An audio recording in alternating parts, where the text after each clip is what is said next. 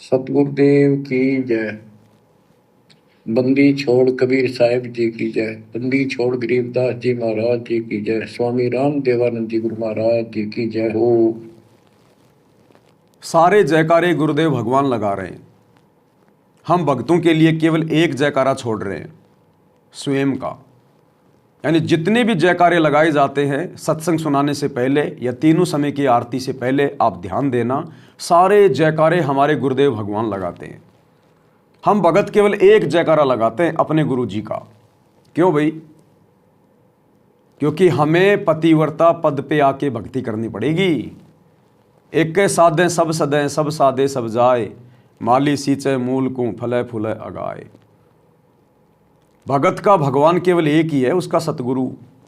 भगत ने केवल अपने गुरु का ही जयकारा लगाना है, अन्य किसी का जयकारा नहीं लगाना। ये गरीबदास जी का, दादा गुरु का, सभी धर्मों की, सभी संतों की, सभी पंथों की। हमारा गुरु परमात्मा है, उस पर कोई कर्म लागू नहीं है। उन्होंने तो हमें ज्ञान समझाना है, वो तो सभी का इतिहास बताएंगे, सबका जयकारा लगाएंगे। लेकिन हम भगत हैं, आत्मा हैं, हमने सतलोक जाना है, हमारी कुछ मर्यादा है, कुछ नियम है।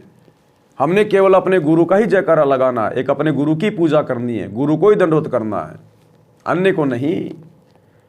अन्यथा हम पतिव्रता पद से नीचे माने जाएंगे।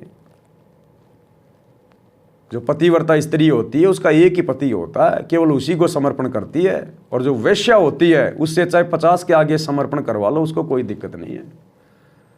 तो ध्यान रहे, अब हमने ये गलतियां नहीं करनी है। अपने गुरुदेव के मिशन को हमने समझना है।